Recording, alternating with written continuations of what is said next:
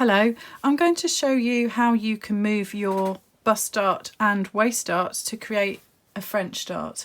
The French dart is a combination of both the bust and the waist dart, and it normally comes from around the waist point here, or it might even come a bit further down into the waist and hip section. We're going to just use the method where the resulting dart is going to be coming from the corner of the block here towards the bust point. What I'll do to begin with is show you, using the slash and spread method, how you would combine both of those darts and move them into the French dart position, and then I'll show you how you would pivot the block to do it using the pivot technique. Because we're combining two darts, it's sometimes easier to see that using the slash and spread method, so that's why I'm going to do that one first. What you'll need to do is to trace around your block. So you're going to trace all the way round, coming across at the waist, marking in the tip of these 2 points here of your dart, marking your bust point, and then also marking in the waist dart here as well. But this time we're going to use the tip of the dart here instead of this one here, so I want them to be joined. I'm going to trace all the way around this block, coming across at the waist point as before. I'm going to put in the waist dart here. Make sure I've got the top of the dart here marked in, and then just use the bust point here and ignore the tip of the dart there. So to move the darts, I want them all to come up to this point here. So now I've done that, I can use my ruler to draw in the waistline here, draw in the waist dart here, and draw in the bust dart at the top.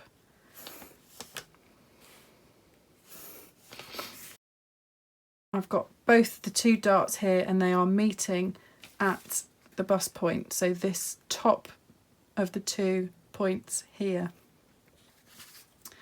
What you'll need to do next is to cut that out. So this is what you should have once you've cut out, and what I'm going to do is to mark in where my new dart's going to go.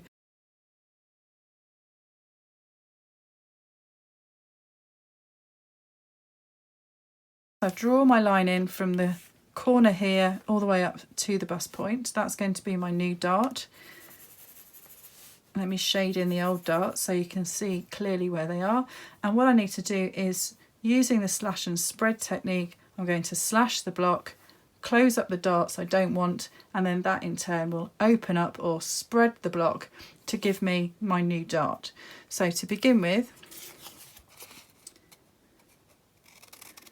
cut all the way up to the tip and then close up these darts here. So I'm going to fold along one of the dart legs and bring that over to meet the other dart leg.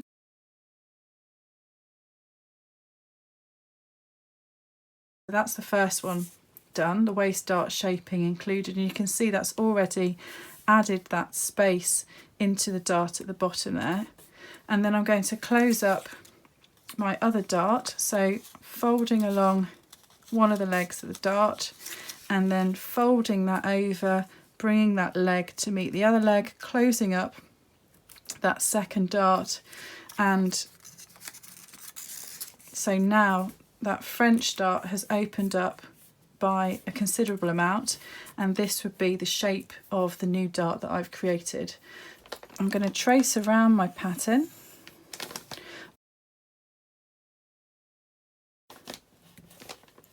What I want to do is to just mark there. I'm going to move this dart the other way so it's out of the way of the neckline,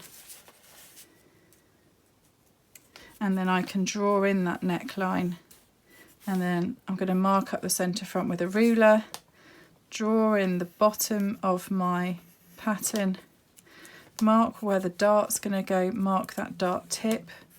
I'm just marking the corners, and then I'm going to use my ruler to join those straight edges afterwards, because that would be much more accurate that way. So this is what I'm left with. So I can draw the line down the centre front,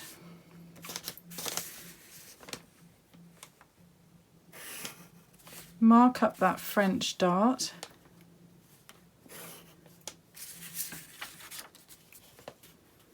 and join up that line there. So this is what my new pattern will look like, with the French dart coming in from this side here. First of all, shorten the dart.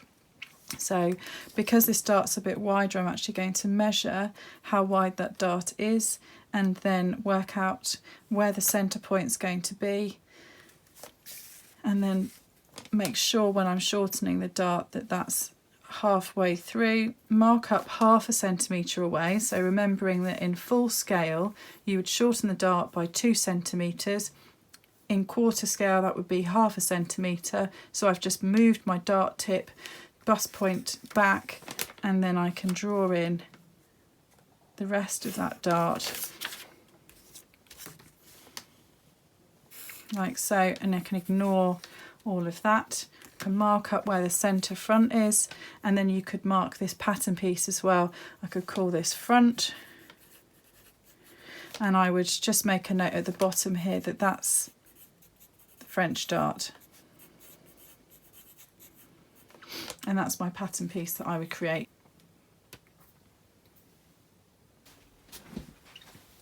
I'm going to show you next how you can use the pivot technique in order to move your dart. Now this one is a bit awkward because you are having to close up 2 darts, and we'll be pivoting both clockwise and anti-clockwise in order to do that and to create the right amount of shape.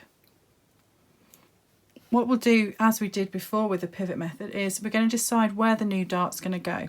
So my new dart is going to go here because it's going to be the French dart, and I'm going to start with the right hand leg of the top dart here, the bust dart, and just draw around the block until I get to the first point at the bottom of the waist dart here. And then what I'm going to do is to pivot the dart closed at the top, and I'm going to draw the rest of the block around to here. So I'm going to close that up first, draw from my new dart position around the block to the bust dart, and then I'm going to go back to where I was, and then I'm going to close up this waist dart here. In order to do that, I need to move this point here to this point here to close that bottom dart up.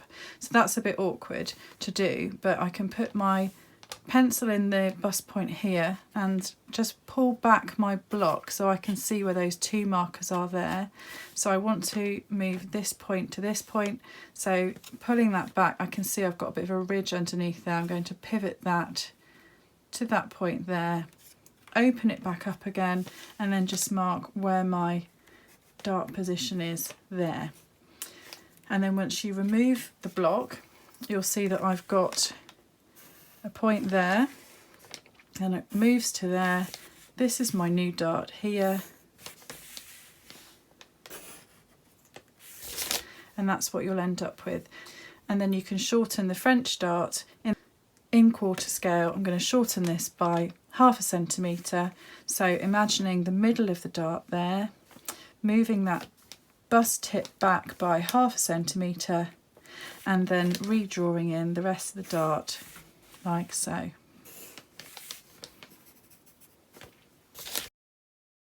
Usually on a French dart, these legs will be much more curved to give a more of a natural shape on the body. So if you are using this for an actual pattern to make something, you'd want to change the shaping there.